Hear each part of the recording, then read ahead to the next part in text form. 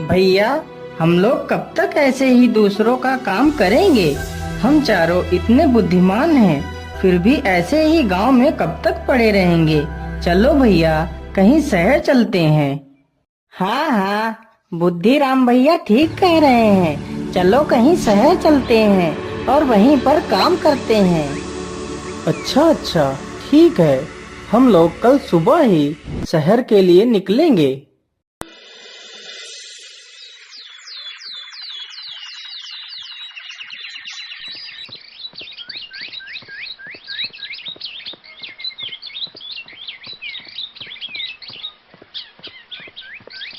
अरे भैया, इधर तो देखो, यहाँ से कोई ऊँट निकल कर गया है। हाँ हाँ भाई, ऊँट तो निकल कर गया है, लेकिन ऊँट एक आंख से काना है। हाँ भाई, ऊँट तो काना है, लेकिन ऊँट पर बैठा कोई जनाना है। उन चारों की बातें गांव का एक आदमी सुन रहा था।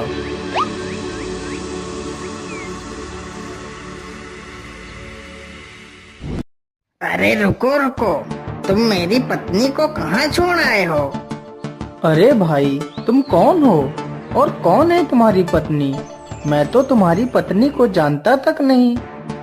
तो तुम्हें ये कैसे पता है कि यहाँ से एक ऊँट निकला है और ऊँट एक आंख से काना है, उस पर एक बैठा जनाना है? या तो सारी बातें सच हैं। मेरी पत्नी एक काने ऊँट को लेकर रात में भागी है। मुझे कुछ नहीं पता। राजा के पास चलो, वहीं पर फैसला होगा।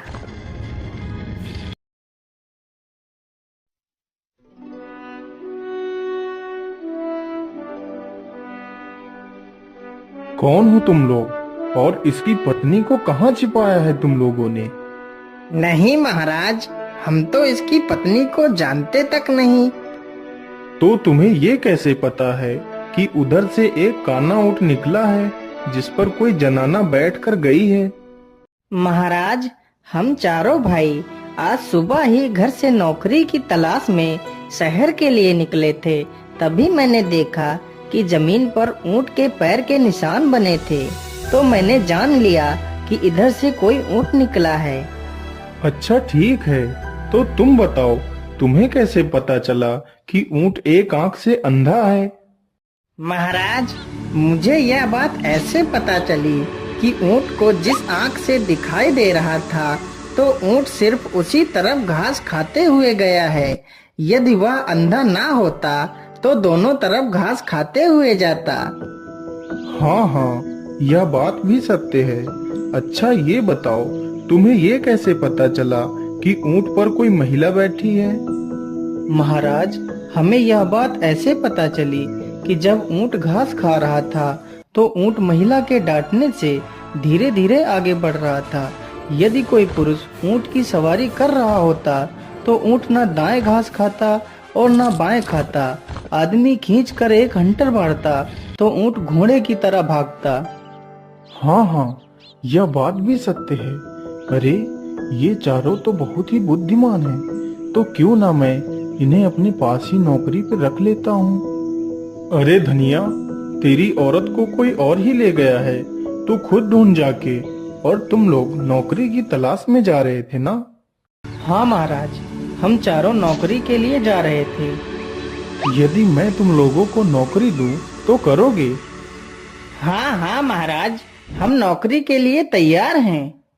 यदि मैं तुम लोगों को नौकरी दे देता हूँ तो तुम काम क्या करोगे? महाराज, हम लोग वह काम करेंगे जो कोई नहीं कर सकता। लेकिन महाराज, हम लोग रोज का 1000 पैसा लेंगे। इस प्रकार चारों भाई राजा के घर में काम करने लगते हैं।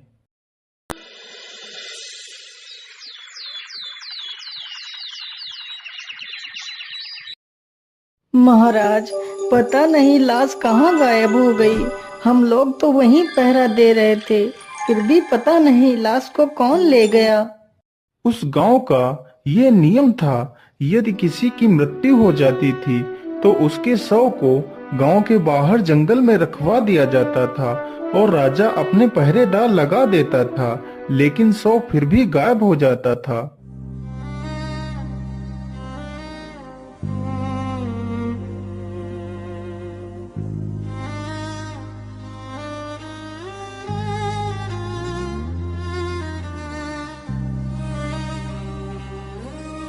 महाराज, आप इतना दुखी मत हो। होता वही है जो ईश्वर को मंजूर होता है। नहीं सेनापति, वह मेरी सबसे लाडली बेटी थी। पिताश्री, आप इतना दुखी मत हो, हम लोग तो हैं ना। सैनिकों, चलो राजकुमारी को ले चलो।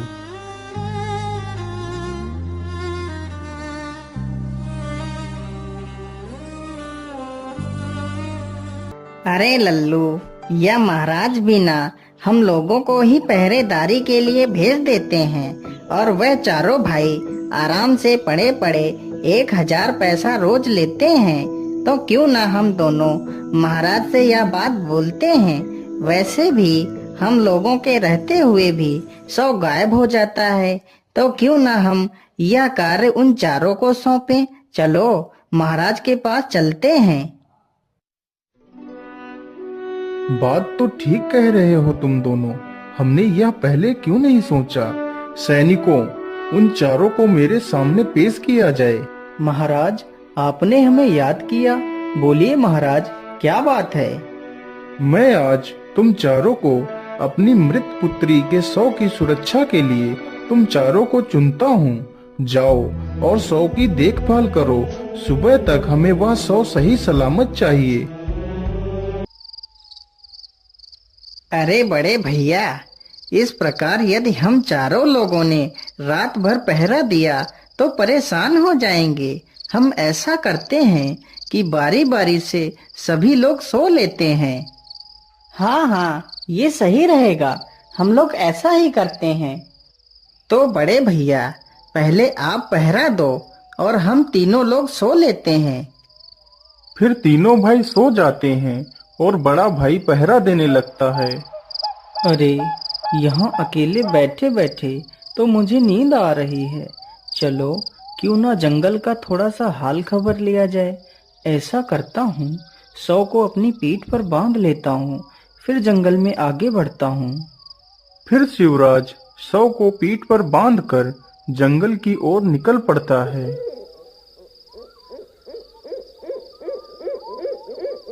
अरे, यह बूढ़ी औरत क्या तोड़ने की कोशिश कर रही है। चलो इसकी मदद करता हूँ। अरे बूढ़ी माँ, आप इतनी रात में इतने डरावने जंगल में अकेले क्या कर रही हो। कुछ नहीं बेटा, बस थोड़ी सी भूख लगी थी तो आम के फल तोड़ रही थी। क्या तुम मेरी थोड़ी सी मदद कर सकते हो। शिवराज उस बुढ़िया को अपने कंधों पर बैठाकर आम तुड़वाने लगता है, लेकिन वह बुढ़िया कोई इंसान नहीं बल्कि एक डायन थी। डायन एक हाथ से आम तोड़ती और दूसरे हाथ से उस 100 को उसकी पीठ से खोल रही थी। अरे ये क्या, यह बूढ़ी माँ तो मेरी पीठ पर बंधी लाश खोल रही है। जरूर यह कोई बुरी शक्ति है। अरे अरे बूढ़ी माँ, आप ये क्या कर रही हो।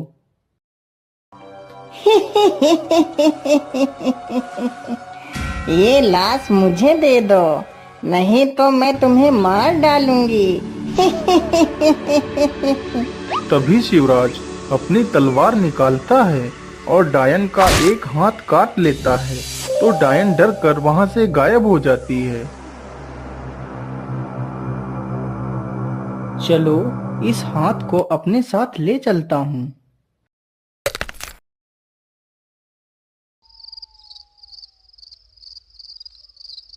अरे बुद्धिराम, चलो अब उठ जाओ और 100 की देखभाल करो। वह भी लाश को पीठ पर बांधता है और जंगल में निकल पड़ता है।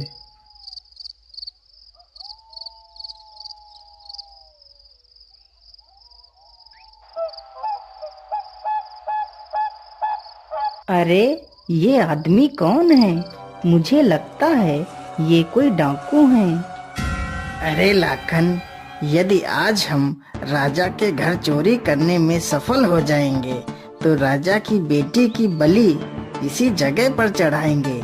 चलो लाखन, चलते हैं, रात बहुत हो गई है। अरे ये डाकू तो राजा की बेटी की बलि चढ़ाने की बात कर रहे हैं। मुझे इन्हें ऐसा करने से रोकना होगा। चलो मैं यहीं पर छिपकर बैठ जाता हूँ।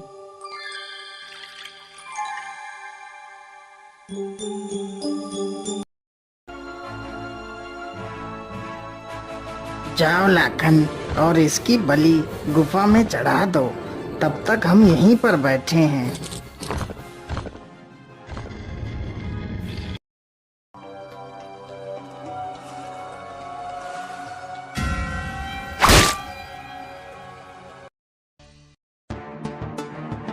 अरे जंडेल सिंह, लाखन इतना समय क्यों लगा रहा है?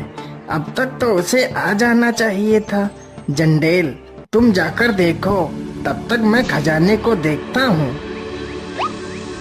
जैसे ही दूसरा डाकू भी गुफा उसे भी मार देता है, इसी प्रकार बुद्धिराम सारे डाकुओं को मार देता है।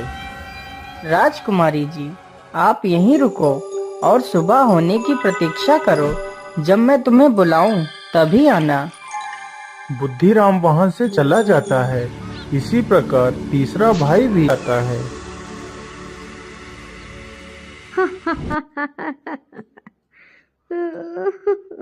अरे, यह बूढ़ी औरत पहले तो हंसती है और फिर बाद में रोने लगती है। चलो इससे इसकी परेशानी पूछते हैं।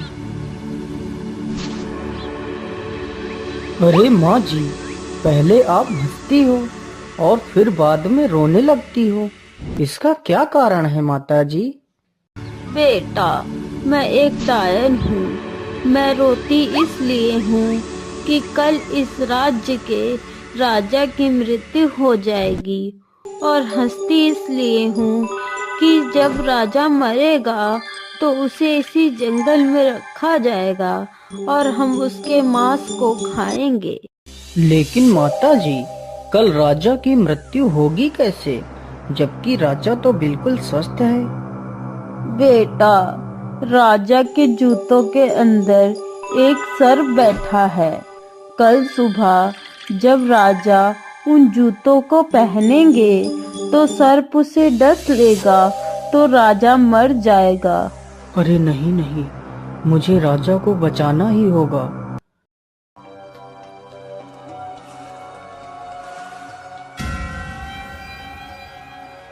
लेता हूँ। जैसे ही वह मुंह धोने के लिए पानी का घड़ा उठाता है, तभी दो परियां लाश को उठाकर ले जाती हैं। अरे, लाश को कहाँ ले जा रही हो? उसे छोड़ दो, उसे मत ले जाओ।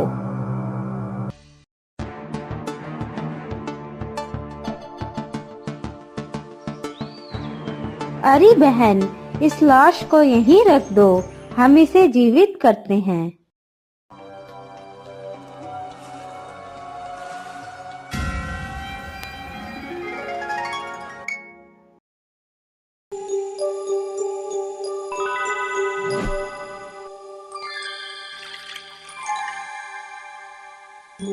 अरे बाप रे बाप, इन परियों ने तो इस राजकुमारी को जीवित कर दिया है। क्या करूं, क्या करूं? चलो इनका जादुई कम्बल उठाकर छिपा देता हूं।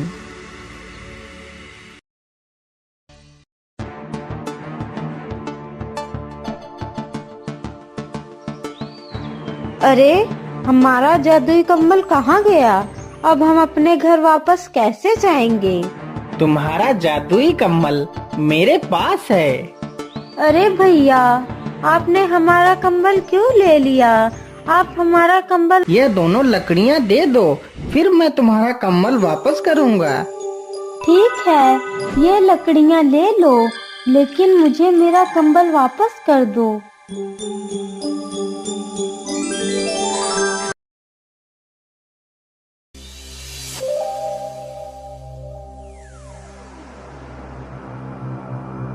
ये तो बड़े आश्चर्य की बात है कि तुम चारों लोगों ने मेरे बेटी के शव को सुरक्षित रखा। महाराज, आप अपनी बेटी को जिंदा देखना चाहते हो या मृत देखना चाहते हो? क्या मतलब? मेरी बेटी जिंदा हो सकती है, लेकिन ये कैसे संभव है? महाराज, कुछ भी संभव हो सकता है। ये देखिए महाराज। इसी प्रकार चारों भाइयों ने अपने साथ घटित हुई घटनाओं के बारे में राजा को बताया तो राजा बहुत ही हैरान हो जाता है। जब राजा उन सारी बातों की पुष्टि करता है तो सारी बातें सच साबित होती हैं। आप लोगों ने तो मेरे परिवार को उजड़ने से बचा लिया। मैं आपका ये एहसान कभी नहीं चुका सकता, इसलिए मैं तुम चारों के साथ अपनी चारों राजकुमारियों का विवाह करना चाहता हूँ।